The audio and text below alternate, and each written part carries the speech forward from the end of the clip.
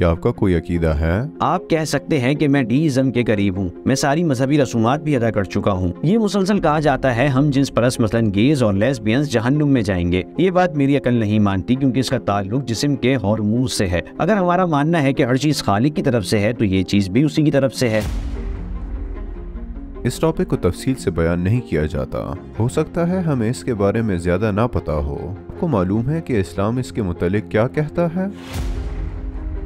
मसलन शादी से पहले जिनसी ताल्लुकात रखना गुनाह है। क्या आपके ख्याल में शादी से पहले जिनसी ताल्लुकात रखना गुनाह है? अभी हम इस शहर में हैं, मुझे पक्का पता है कि इस कस्बे में आज रात क्या होने वाला है। क्या आपके ख्याल में खालिक को नहीं मालूम था कि ऐसा होगा?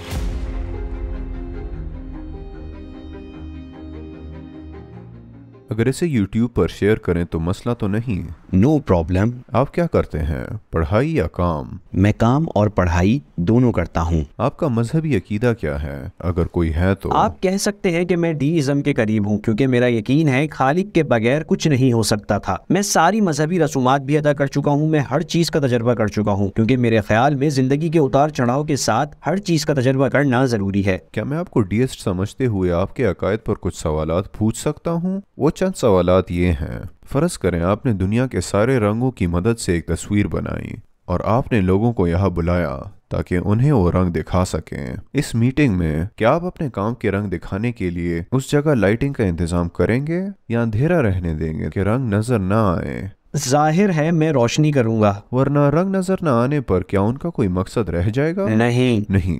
बिल्कुल इसी तरह जिस खालिक पर हम यकीन रखते हैं उसने कायनात को एक रंगों भरी जगह बनाया है। पेंटिंग के अलावा उसने जानदार मखलूकात पैदा की हैं। सिर्फ इंसानों को देख कर ही अंदाज़ा हो जाता है कि ये कितनी कलरफुल जगह है। इनके बात करने या जिंदगी गुजारने का अंदाज, या जब हम लाखों जानवरों और पौधों की नस्लों को देखें तो हर चीज़ का मकसद हमें समझ आ सकता है। अब क्या ये बात माकूल है कि ये कायनात बनाई जाए और इसे पैगंबरों की लाइट से रोशन ना किया जाए और रंगों को अंधेरे में छोड़ दिया जाए? क्या कायनात के मायने उन लोगों पर जाहिर करना ज़रूरी नहीं जो सोच और समझ सकते हैं, जिस तरह हमने रंगों भरी पेंटिंग को रोशन किया था? मुझे ये कहने दे, अगर खालिक कोई जगह वगैरह बना रहा है तो क्या ये ज्यादा मजेदार नहीं होगा कि लोग उसकी तख्लीकात को खुद से तलाश करें बजाय इसके कि वो हर चीज लोगों को खुद बयान करे? अगर वो वजाहत करे तो हर कोई मान सकता है। अगरचे आज भी इसकी वजाहत की जा रही है मगर कोई नहीं मानता। क्यों नहीं? क्योंकि बहुत से लोग ईमान नहीं रखते। ये एक बिल्कुल अलग मसला है। लेकिन मैं ये कहूँगा, चूंकि हर शख्स की समझ का अंदाज मुख्तलिफ होता है इसलिए उसे समझना मुश्किल हो सकता है, उसे गलत भी समझा जा सकता है।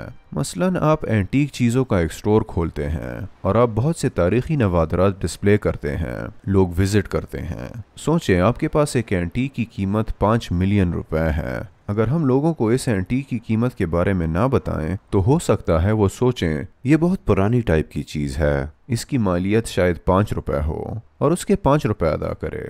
ऐसा ही है? हाँ बिल्कुल। लेकिन अगर कोई गाइड हो वो लोगों को बताए और खबरदार करे इसकी मालियत 5 रुपए नहीं बल्कि 5 मिलियन रुपए है। ध्यान रखना, इस मिसाल की तरह कायनात में करोड़ों लोग भेजे गए, इनमें से हर एक का अपना नुक्ते नजर है। नबूवत की रोशनी ये कहने के लिए जरूरी है, देखो जो कुछ तुम देखते हो वो बेमकसद नहीं है, इसकी कीमत 5 रुपए नहीं बल्कि 5 मिलियन रुपए है। या तुम्हारा जिस्म बेमकसद तख्लीक या महज इत्तेफाक का नतीजा नहीं है। हाँ यकीनन। आप कीमती हैं, वरना हर शख्स अपनी मर्जी से मकसद बना लेगा और मानी नहीं समझे जाएंगे। तो इस बारे में आपका क्या ख्याल है? आज की दुनिया में बहुत सी चीजें हमें हैरान करती हैं। ये कितना सही है, जैसे ये मुसलसल कहा जाता है कि हम जिन्स परस्त मसलन गेज और लेस्बियंस जहन्नुम में जाएंगे। ये बात मेरी अकल नहीं मानती क्योंकि इसका ताल्लुक जिस्म के हार्मोन से है। अगर हमारा मानना है कि हर चीज खालिक की तरफ से है तो ये चीज भी उसी की तरफ से है। मतलब ये लोग जानबूझकर मर्दों या औरतों की तरफ कशिश नहीं रखते, इसका ताल्लुक उनके हार्मोन्स और एहसासात से है। इसलिए मैं रिलीजन्स को कुछ टॉपिक्स पर गैर मौसर समझता हूँ। बहरहाल एक बात यह है कि इस टॉपिक को तफसील से बयान नहीं किया जाता। हो सकता है हमें इसके बारे में ज्यादा ना पता हो। क्या आपको मालूम है कि इस्लाम हम जिन्स परस्ती के मुतालिक क्या कहता है? इस्लाम इन्हें गैर मुस्लिम नहीं कहता।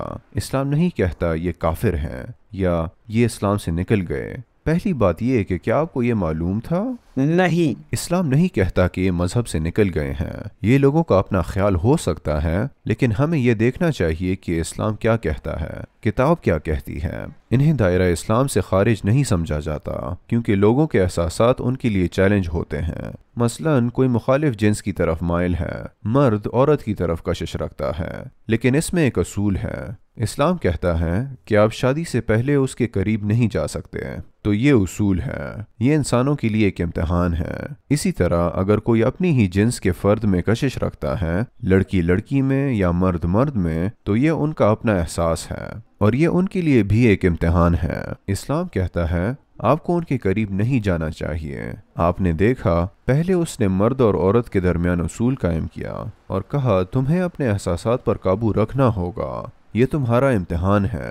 پھر اس نے دوسرے لوگوں کو یہی بات کہی جو ہم جنس پرستی کے احساسات رکھتے ہیں کہ تمہیں اپنے احساسات پر قابو رکھنا ہوگا، یہ تمہارا امتحان ہے. کسی شخص کو صرف یہ احساسات رکھنے پر سزا نہیں دی جاتی، نہ ہی انہیں مذہب سے خارج سمجھا جاتا ہے. کسی شخص میں دوسری طرح کے احساسات بھی ہو سکتے ہیں. مثلاً کچھ لوگوں میں چوری کی شدید خواہش ہوتی ہے. ایسے بہت سے لوگ ہیں حالانکہ وہ امیر ہیں، پھر بھی کچھ کہتے ہیں مجھ میں شدید خواہش ہے، میں چوری کیے بغیر نہیں رہ سکتا. تو اسلام یہاں بھی ایک اصول دیتا ہے کہ تم میں یہ خواہش ہو سکتی ہے، لیکن اس امتحان میں اہم بات اس پر قابو رکھنا ہے. اور کچھ لوگ کہتے ہیں مجھ میں دوسروں کو تکلیف دینے کی شدید خواہش ہے.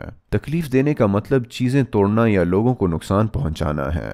لوگوں میں یہ خواہش بھی ہو سکتی ہے، لیکن اسلام اس پر ایک حکم دیتا ہے کہ نہیں، تم یہ نہیں کر سکتے، تمہیں خود پر کنٹرول رکھنا ہوگا.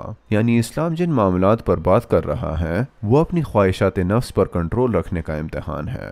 یا ایک شادی شدہ مرد کے متعلق سوچیں، کیا وہ یہ کہہ کر اپنی بیوی کو دھوکہ دے سکتا ہے کہ میں کسی اور سے محبت کرتا ہوں؟ ہاں، وہ کر سکتا ہے، لیکن اسے ایسا نہیں کرنا چاہیے. اسلام کہتا ہے چاہے تم میں یہ احساسات ہوں مگر تم اس پر عمل نہیں کر سکتے. دراصل یہ روکنے والا اصول ہے. تو اسلام کہتا ہے کہ صرف ان خواہشات کا حامل ہونے سے تم مذہب سے باہر نہیں نکل جاتے. جب تک ان پر عمل نہ کرو تم گنہگار نہیں ہوگے.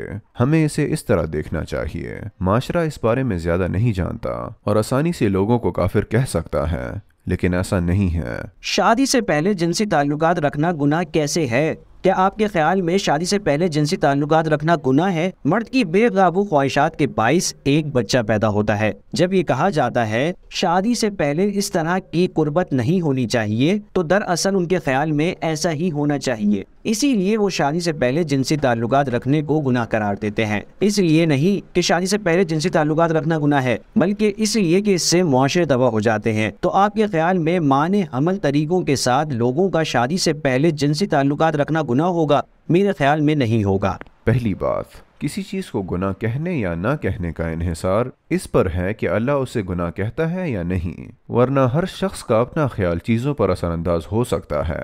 شادی سے پہلے جنسی تعلقات رکھنا گناہ کیوں ہے؟ فیملی ویلیوز میں بگاڑ کی وجہ سے بچے فیملی کے بغیر اپنے والدین کو پہچانے بغیر بڑے ہوتے ہیں. چونکہ فیملی کا تصور تباہ ہو جاتا ہے، اس لیے اللہ اس کے لیے حکم لاگو کرتا ہے. لیکن بنیادی طور پر کسی چیز کو تبھی گناہ کہا جا سکتا ہے جب اللہ اس سے منع کرتا ہے. میں ایسے کئی لوگوں کو جانتا ہوں جنہوں نے شادی سے پہلے بہت سو سے انٹرکورس کیا، لیکن ان کے کوئی بچے نہیں ہیں، اور وہ لوگ اب شادی شدہ ہیں. تو یہ لوگ ماضی میں کیے گئے کاموں کی وجہ سے گناہ گار کیوں ہوں گے؟ جیسے میں نے پہلے کہا، کسی چیز کو تبھی گناہ کہا جا سکتا ہے جب اللہ اس سے منع کرے.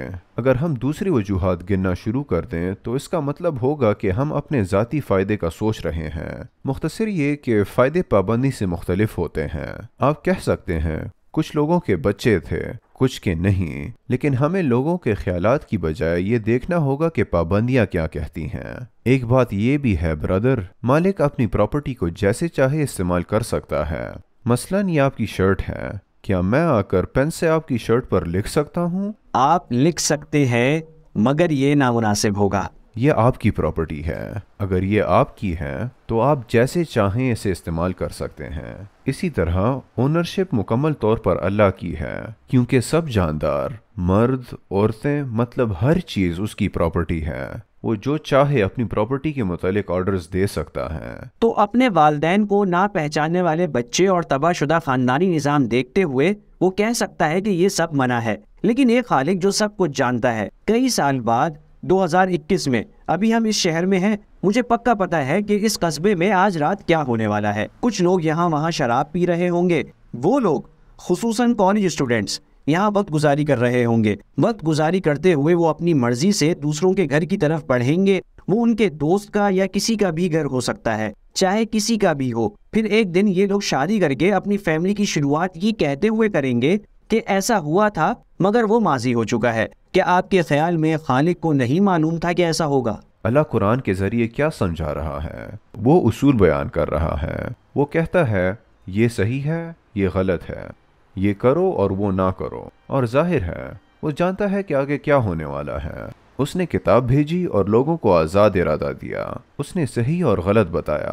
وہ کہتا ہے اگر تم اس راستے پر چلو گے تو یہ فائدے تمہیں نظر آئیں گے، تم دنیا میں خوش و خرم اور امن سے رہو گے، فیملی کا ماحول محفوظ ہو جائے گا اور تم آخرت میں بھی خوش و خرم رہو گے۔ وہ اس بات کا مخالف نقطہ بھی بیان کرتا ہے، اگر تم یہ کرو گے تو بے چین رہو گے اور تمہارے ارد گرد کے لوگ بھی، اور آخرت کی زندگی میں بھی تم تکلیف میں ہوگے۔ لہٰذا یہ ایک امتحان ہے اور لوگوں کو صحیح اور غلط سے آگاہ کر دیا گیا ہے۔ بے شک اللہ سب کچھ جانتا ہے، لیکن ایک سے زیادہ آپشنز ہونا لازمی ہے تاکہ امتحان کا مقصد پورا ہو۔ بالکل، بہت عمدہ، آپ نے بہت اچھی وضاحت کی۔ اوہ واو، روشنی ہو چکی ہے۔ ہم اور بہت سی باتیں کر سکتے ہیں، لیکن جو مسئلہ ہم آج حل کر سکتے ہیں وہ آپ کا یہ کہنا ہے کہ کیا میں دوبارہ مسلمان ہو سکتا ہوں؟ مجھے یہ کہنے دیں برادر، چاہے آپ نے مجھے جو بھی وضاحت کی ہو، لیکن آپ میری طرح انسان ہی ہے۔ کیا آپ کو معلوم ہے سب سے اہم چیز کیا ہے؟ ہمیں یہاں بات کرنے کے قابل ہونا چاہیے۔ دوست، آپ مجھے کچھ بتا رہے ہیں اور میں سن رہا ہوں۔ میں کہتا ہوں ٹھیک ہے، یہ آپ کا خیال ہے، اور اگر میں یہ کہوں آپ اس پر کیسے ایمان رکھ سکتے ہیں تو پھر ہم فضول بحث میں پڑ جائیں گے۔